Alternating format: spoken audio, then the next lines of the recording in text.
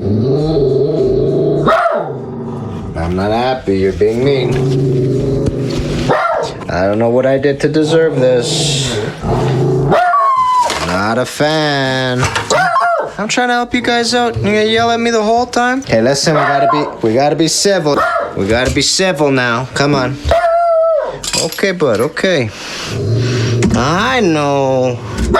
You're not happy, I'm not happy. It's a big mess. Peeps, Kenny Molotov, and welcome to another day in the life of a plumber. In this video, we are bringing a kitchen drain up to code, and then afterwards, we're going to be snaking it as well. Please do me a favor, hit that subscribe button and that bell notification. Join our newsletter for our plumbing academy, and let's go do some delicious plumbing.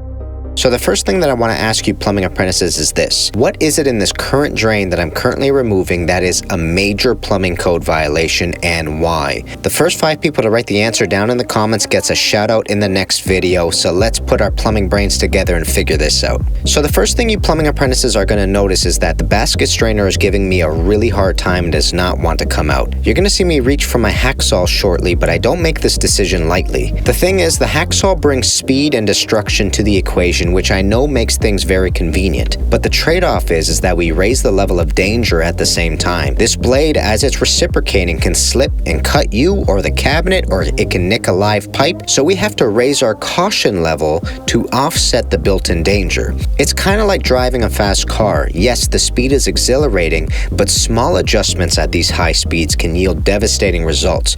So make sure to respect the machinery you introduce into your repairs. Let's talk about Ontario Plumbing Code for a second. The first thing that you're going to notice is the material that I'm using. This is called XFR. It is a fire-rated plastic that is allowed in high-rise residential buildings. So if I wasn't using this fire-rated plastic, I would be using some sort of other fire-rated material like a brass drain or a copper drain or a chrome drain, etc. There are 2 major differences between the previous drain and this one that you're going to see me install here. The first one is I immediately installed a line cleanout, which by code every kitchen sink requires, which we will be using later on to snake the drain. The second major difference is that the dishwasher Y I'm installing is upstream of the trap and on the vertical portion of the drain, and the previous one was on the horizontal portion of the drain, downstream of the trap. And that is probably the biggest hint I can give you as to why this drain wasn't up to code. If you haven't figured it out by now, basically the P-trap did not protect the previous dishwasher Y. In other words, sewage gases had the opportunity to get into the unit, and this is a major health hazard. Sewage gases are a mix of toxic and non-toxic gases, so we have to make sure these gases are not making their way into the home.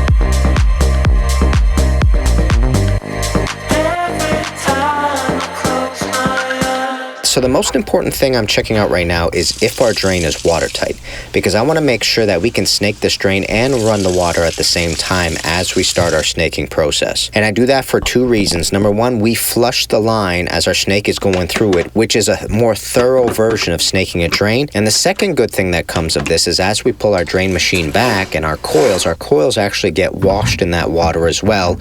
So it's twofold.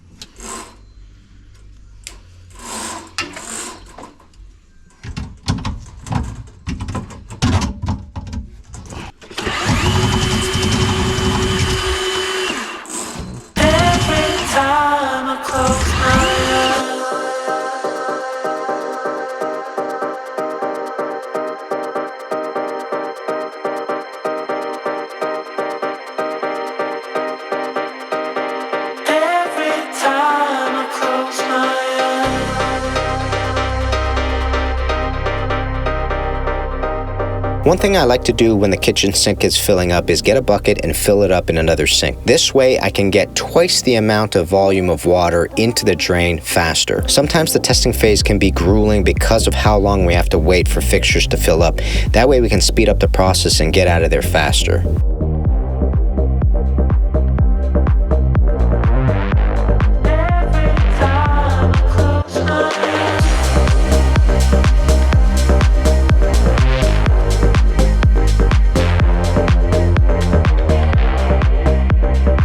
And one thing that I want to point out to you is the sound you're going to hear when I release the drain. You're going to hear a suction sound, which is the sound that all plumbers welcome because it means our drain and our vent are functioning well. When you don't hear the sound, it could be a representation of a few things.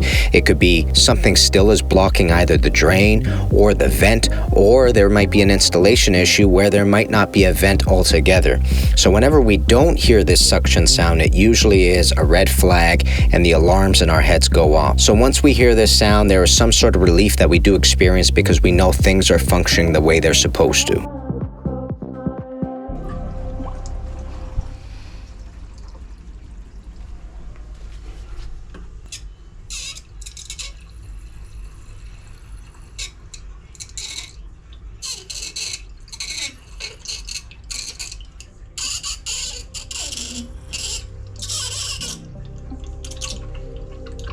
And just like that, peeps, another happy customer and another happy puppy. The last thing I do before calling it a day is head to the truck, open up Jobber, and send an invoice out to the customer so that they can pay me, even sometimes before I get home. If you're interested in a 14-day trial with Jobber, check out our links down below, and I'll see you plumbers very soon. Kenny Molotov, guys. Peace, baby.